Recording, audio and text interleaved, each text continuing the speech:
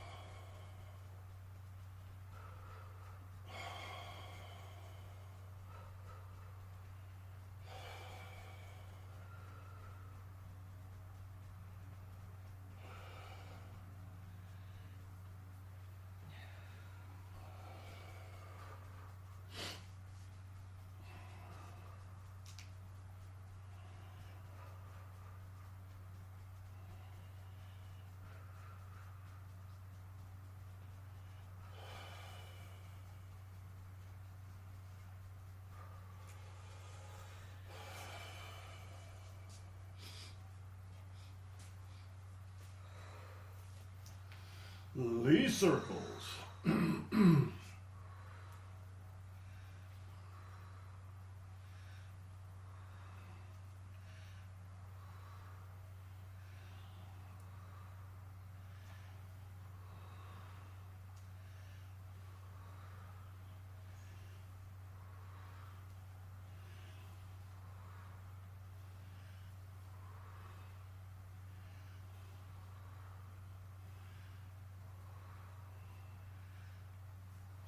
And reverse.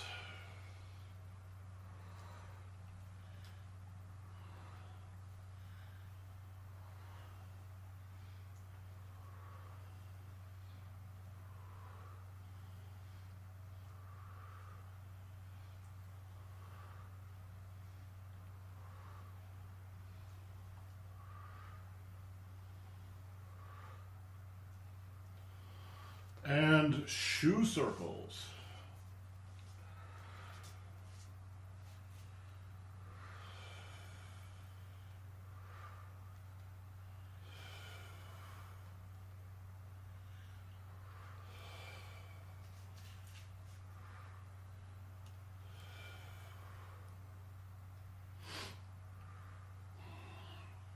And reverse.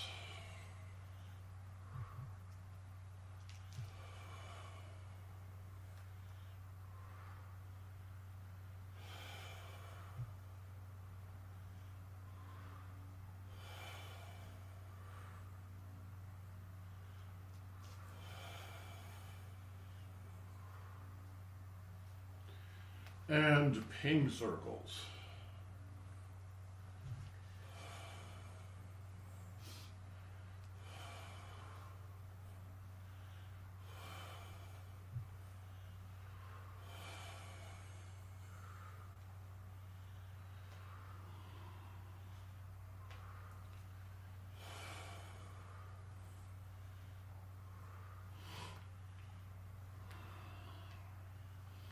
And reverse.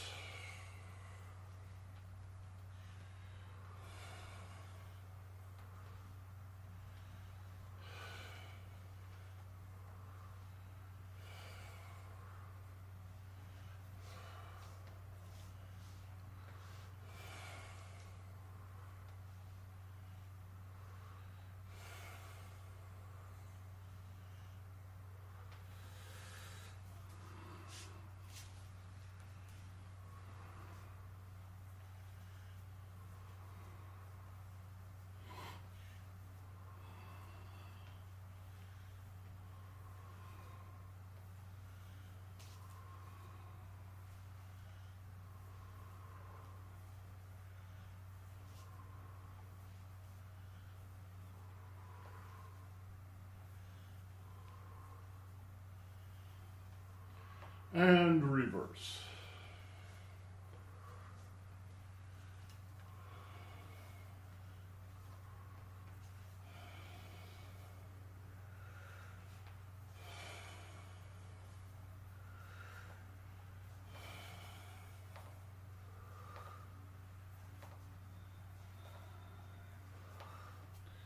Let's do a lesson.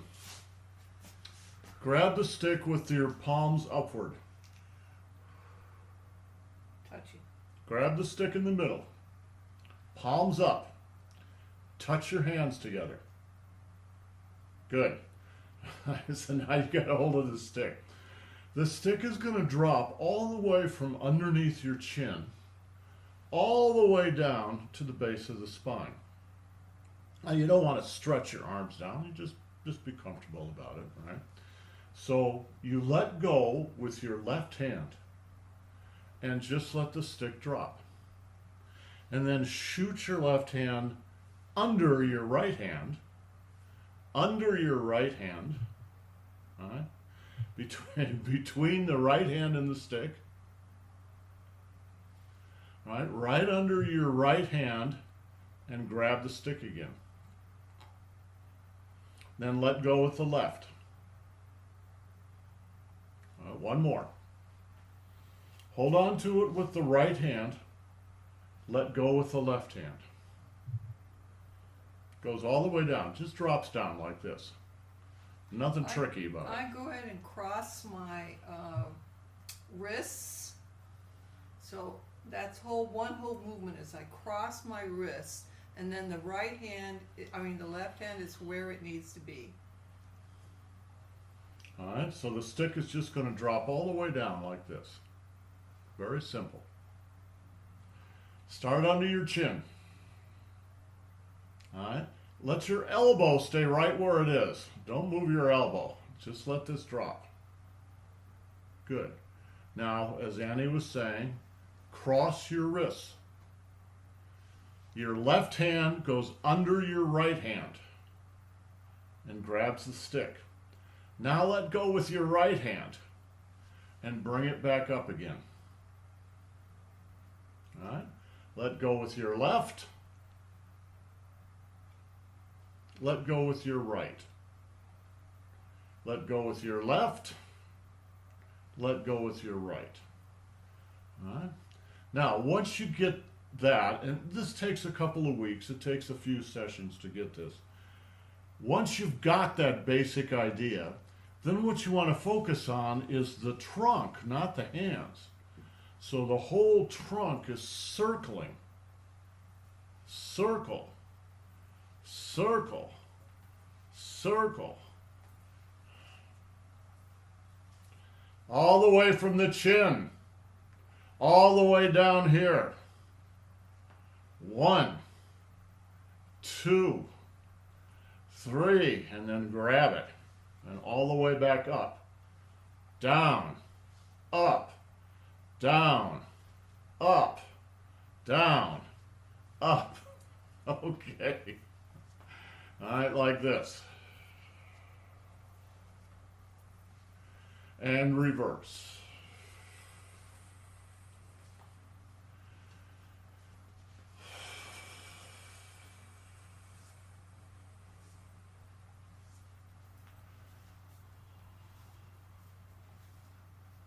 Good. All right. Okay, the next move is poling the boat. All right. You're poling your boat down the Yangtze River.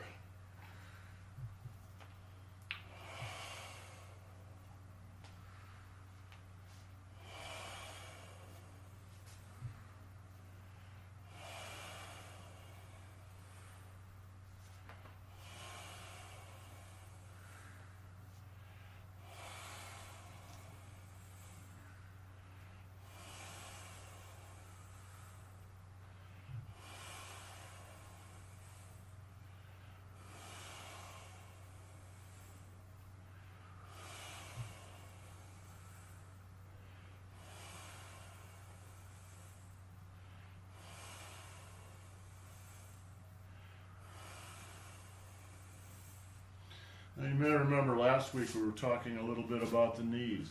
You don't want to bend the knees. You want to flex them, and they always stay a little flexed, but they don't want to bend, and I'll tell you why. You've got a lot of energy going down, all right, into the mud of the river in order to push the boat forward. That means something in your body has to come up, all right? Your body's going up. The pole's going down, but your body's coming up. So actually you're gonna unflex the knees.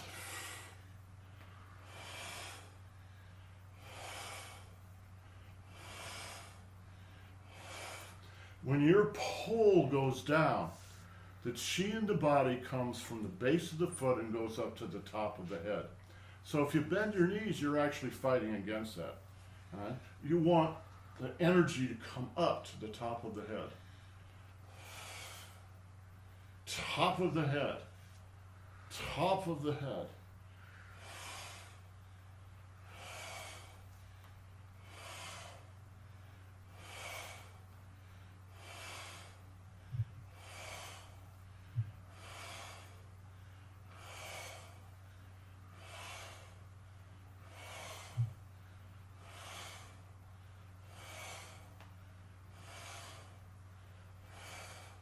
This is another one of those exercises that is much more about the inner energy body than the outer physical body. But what you're doing is using your whole body to do this. Open, close, open, close, open, close. Right? Open, close, open, close. Open, close, open, close. So you could exaggerate your physical body when you do this, right? Open, close, open, close, open. But you wouldn't really do that in real life. It's not your physical body that's doing it. It's your inner energy body. Open. You close inside. You don't see much on the outside. Now you open, you stretch it more. Now you just let it relax. Now you stretch it more. Let it relax. Stretch. Relax. Stretch. Relax. Stretch. Relax. Stretch. Relax. Stretch. Relax and stretch. And block. Block.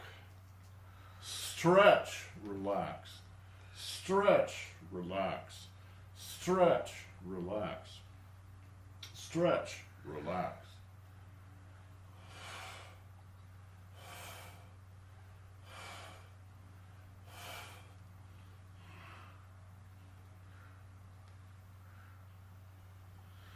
When you do this exercise, when you stretch up, you want to come up on the ball of the right foot. Right? The ball of the right foot, so your heel's not on the ground. Now the ball of the left foot, the left heel's not on the ground. Up on the right, up on the left, up on the right, up on the left.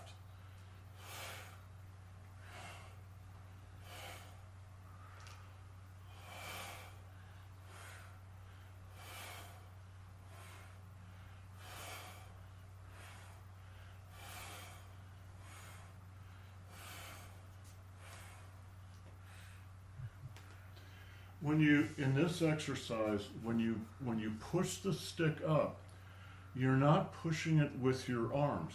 You're pushing it with your loins. All right, so I'm going to ask Annie to turn around so I can show you where the loins are. The loins are the muscles in the back right before the ribs start. This area in here and in here. So when she pushes up with the stick, what she's pushing with is this. And now on this side. And now on this side. And now on this side. All the way from the foot to the loins to the stick.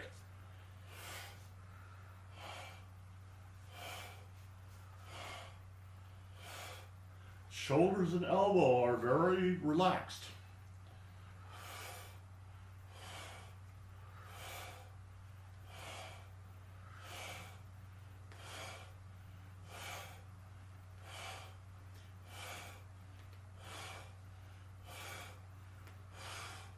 So you probably heard the phrase, gird up your loins and fight like a man, right? What did that mean? Back 2,000-3,000 years ago, people essentially wore like skirts, but you couldn't fight with them because they'd get in your way. So when you gird up your loins, you take your toga, right, and you gird up your loins. You bring it up and put it in your own belt, right, and that's girding the loins, right, and then you can actually get out there and hit people with your stick.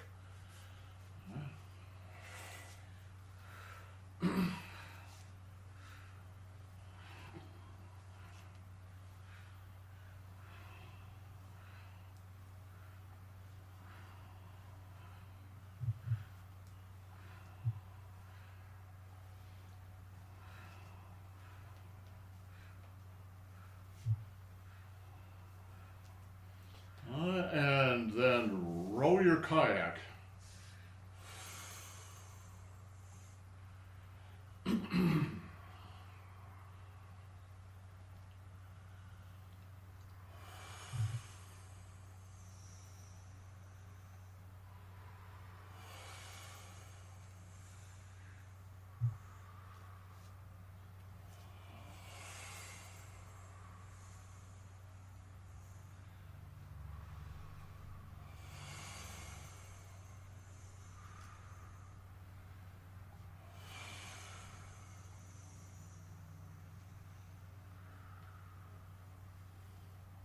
And reverse.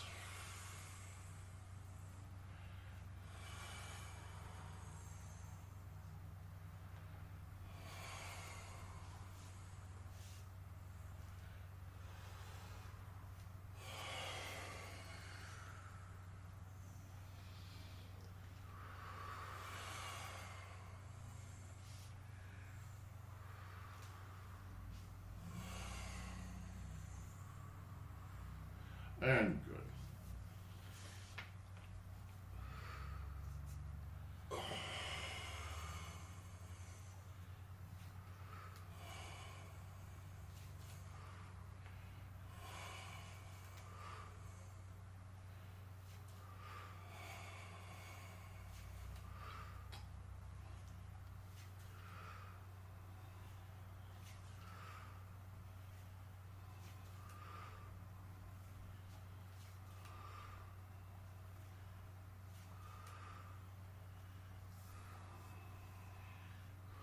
And good.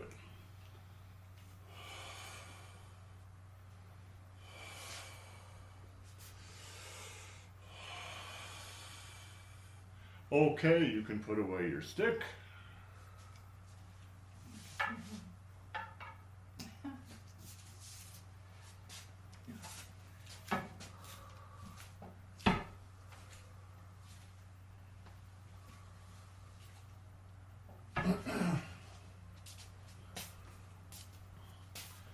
So, do you all know what kudzu is?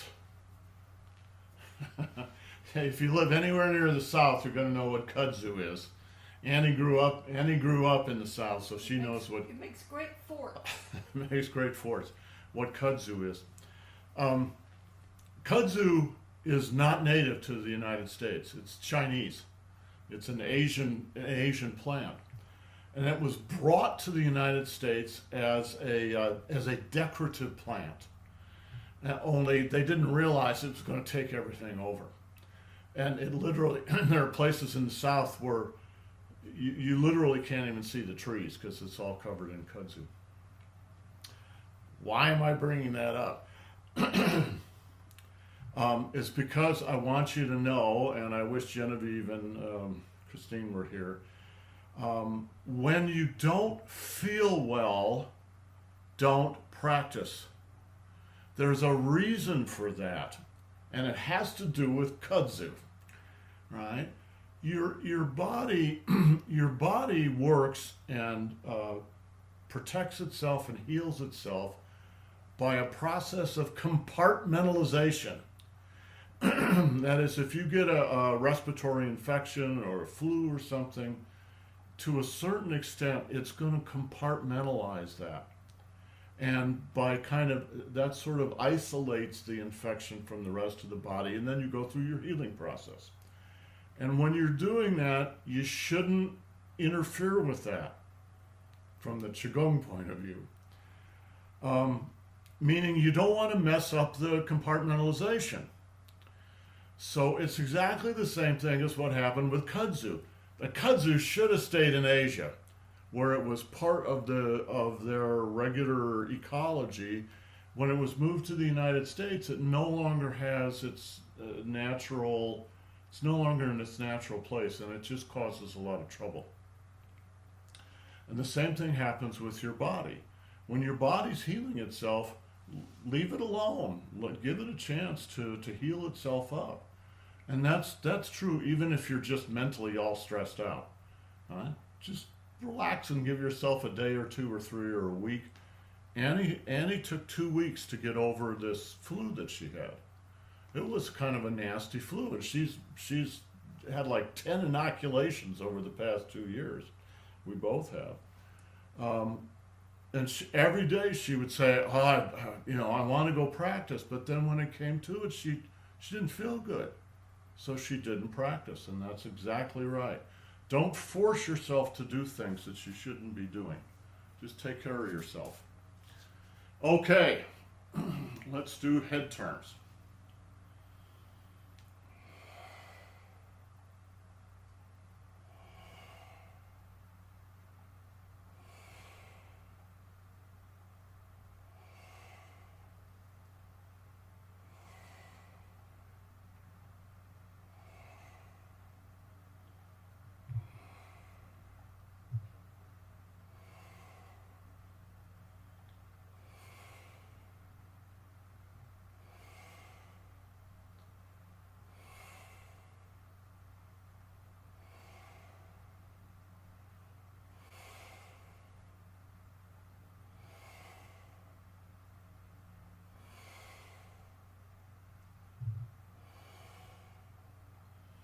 And center, and right ear up.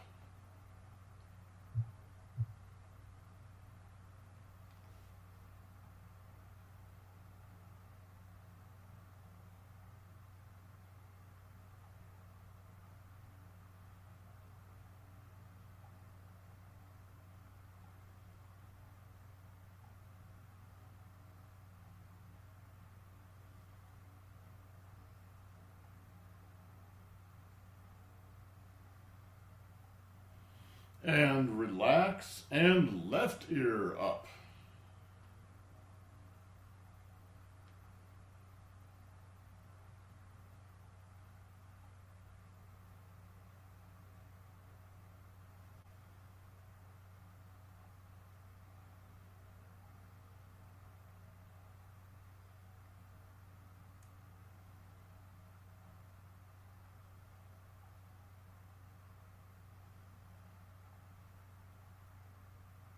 And relax, and right ear again.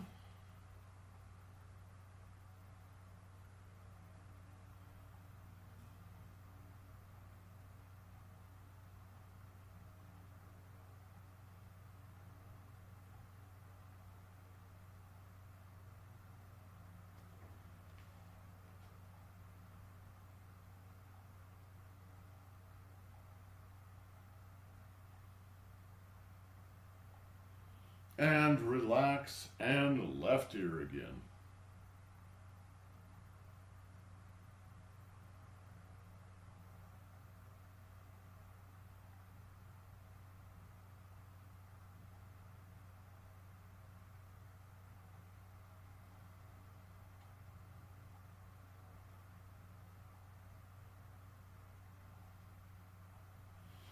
And good.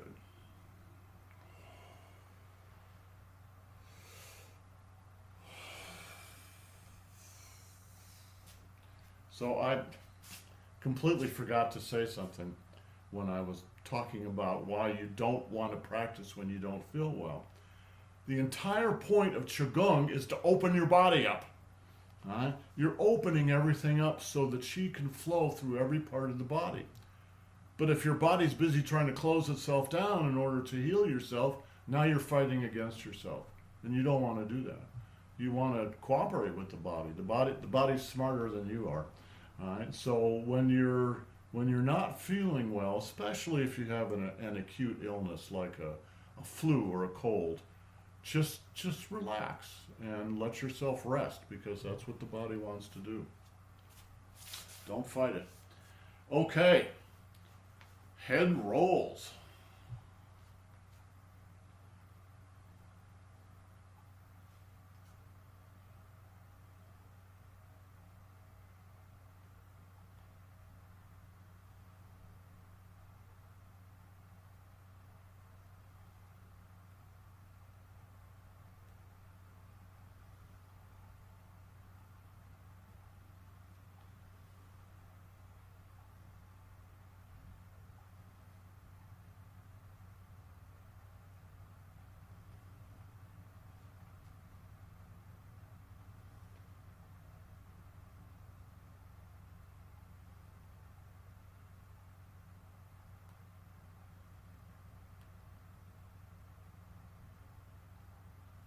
And down to center and reverse.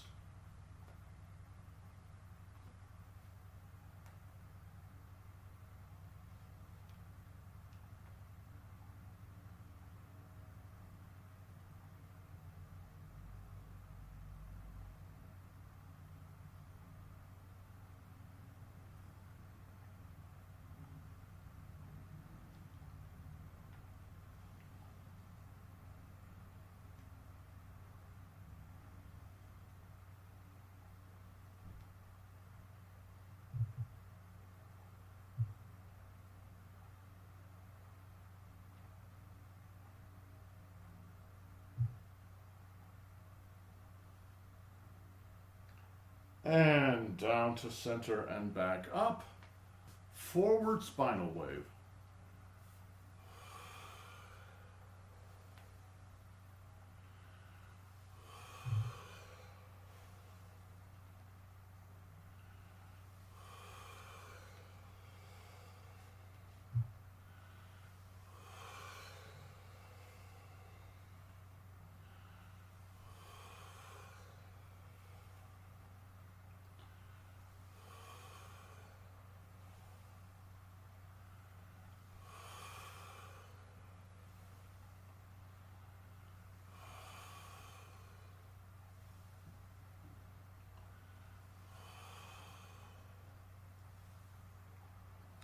And reverse.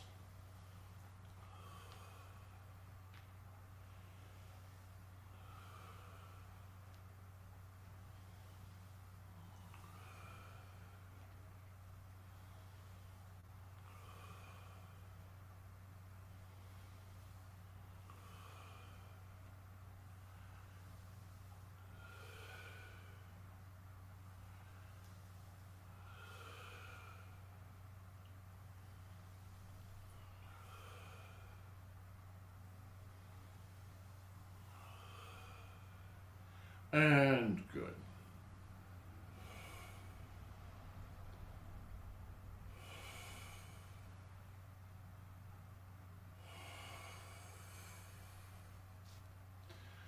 So we're going to do shoulders now, but I want to focus on an aspect of it. I don't think I've mentioned this before, but there's something in Qigong called the three outer harmonies. And the three outer harmonies are the shoulders and the hips, that's one. The elbows and the knees, that's two. The wrists and the ankles, that's three. And what it means is when you move your shoulder, you should also be moving your hip. When you move your elbow, you should be moving your knee. When you're moving your wrist, you should be moving your ankle. And they should stay pretty well lined up too. So for instance, you don't have your knee going in this direction and your elbow going in that direction. You're going to just sort of distort your body when you do that. So instead, right, they kind of stay lined up on top of each other. Shoulders on hips, elbows on knees, ankles or wrists on ankles. A way to think about this is to be a quadruped again. like a cat or a dog, right? And if you're running on all fours, your arms and your legs need to coordinate with each other. So what I want to focus on a little bit today is the shoulder, and in this case the hip.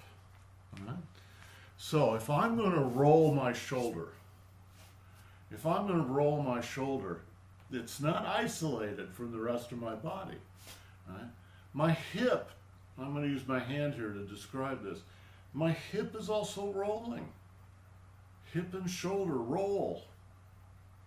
Elbow and knee roll. Wrist and ankle roll.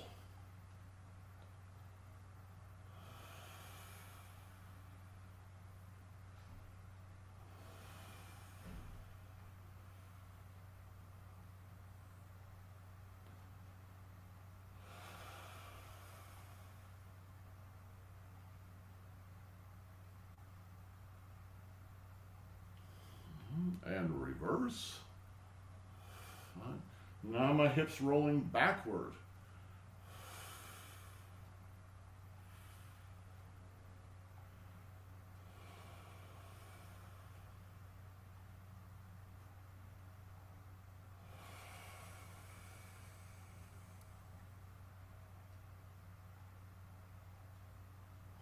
Good. I'm going to put some signals on the rest of my body here.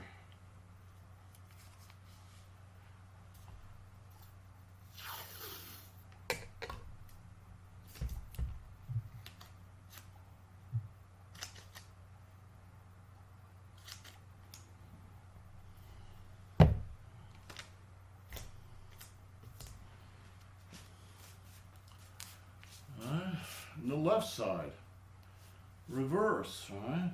Rolling, roll, roll, roll.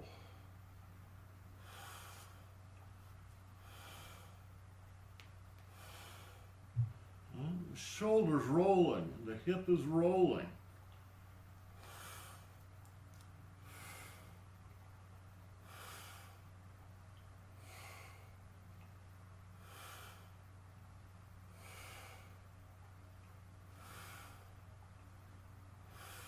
And reverse. Now this direction, forward. And reverse and go forward.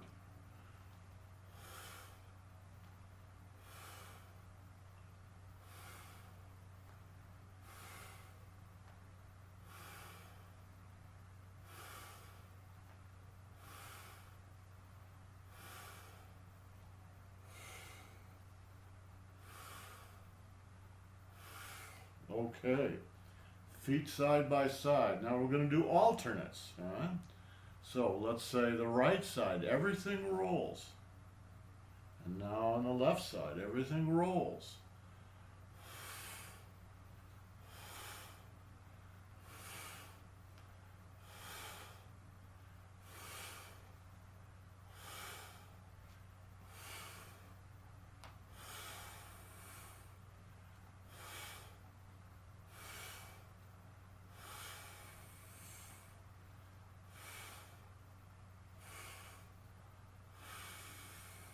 And reverse.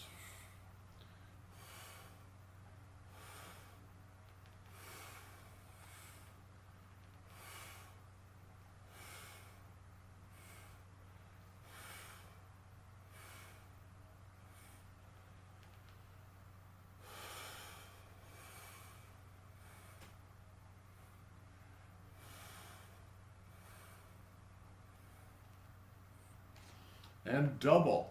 Now, both shoulders are going to roll and both hips are going to roll.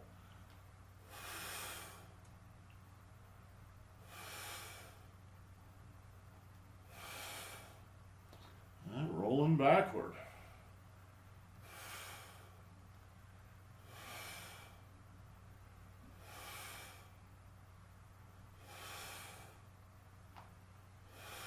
And then forward.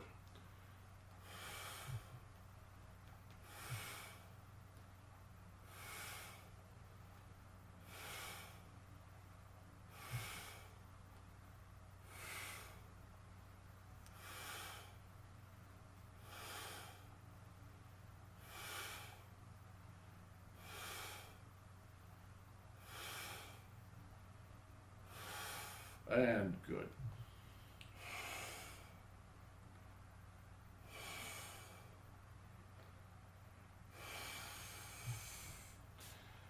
Have you ever watched YouTube videos of a concert pianist? All right? And you're watching a concert pianist and you just watch their hands. And it's just absolutely amazing what they can do. It's like every finger has its own brain. And they literally can control their hands in ways that I can't even quite imagine, right? But you could get there by doing finger exercises for 3 or 4 or 5 or 10 years, right? You just do finger exercises and chords, and concert pianists get up in the morning and do that all the time, right? And then they go play whatever they're going to play. It's the same thing with Qigong, only instead of your fingers, it's your whole body, right? The best thing to do is just relax everything. Just relax, right? It takes a while to get this kind of stuff. It's just like finger exercises on a keyboard. It's going to take a while. But the best way to do it is just relax and do the exercises over and over. When you do the double exercises, watch my center line.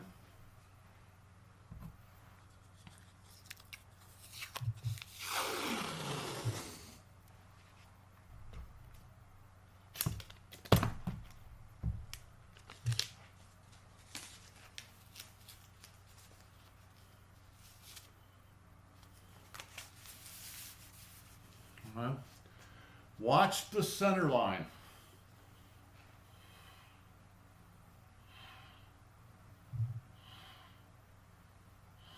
What do you notice? It's not doing this. It's staying really sturdy in the middle.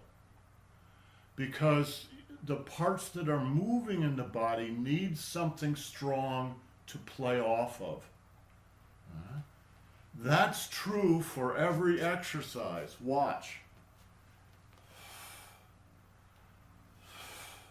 The center stays strong. Now, it's not rigid. You're not holding it rigidly.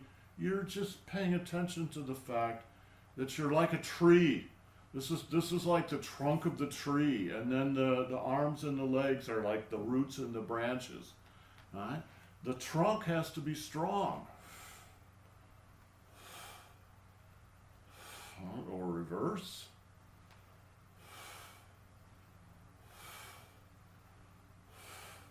And that's true for every exercise. So watch. This is what you do not want to do.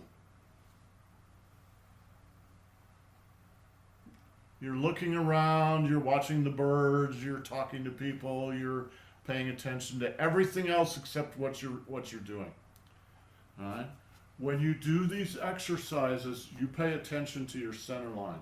You feel it.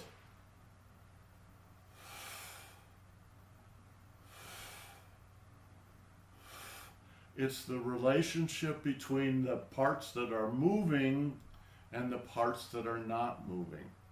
And you need to be aware of those, right? When you're playing on a keyboard, everything's moving, right? No. There's something inside you that's not moving. Everything is playing off that thing that's strong. You watch any good keyboardist and you'll see they're strong on their seat, right? Okay, let's do the wrists. We'll finish up with the wrists.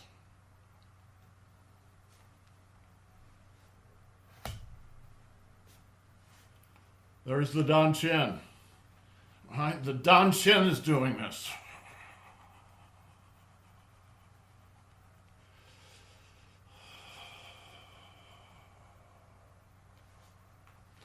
And the other side.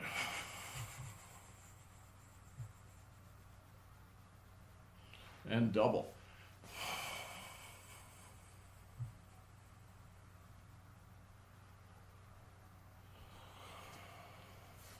Got to take my shoulders off. And stretches.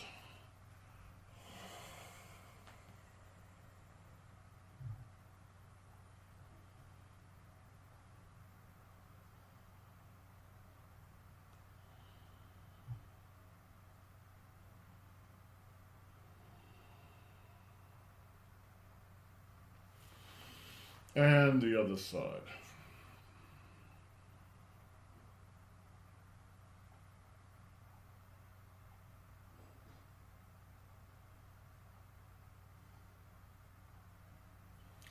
Can you feel the relationship between your wrist that you're stretching and this hip?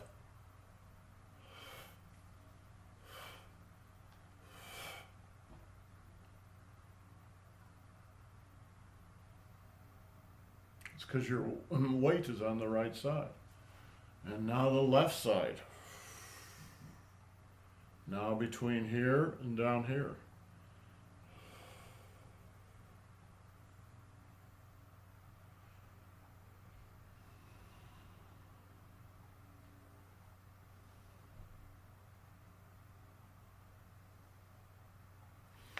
And the other side.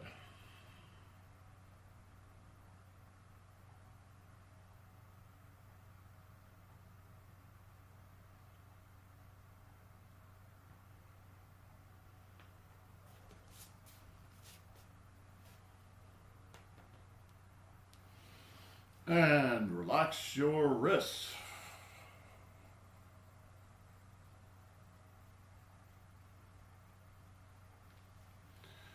And good.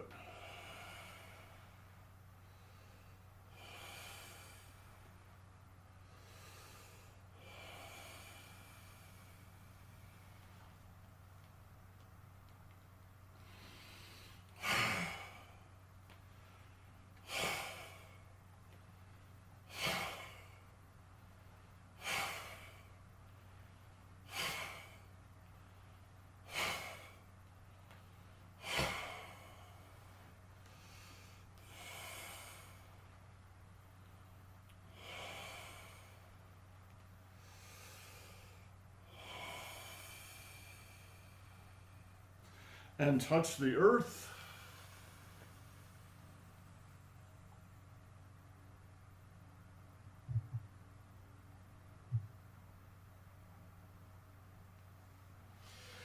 And close your pores.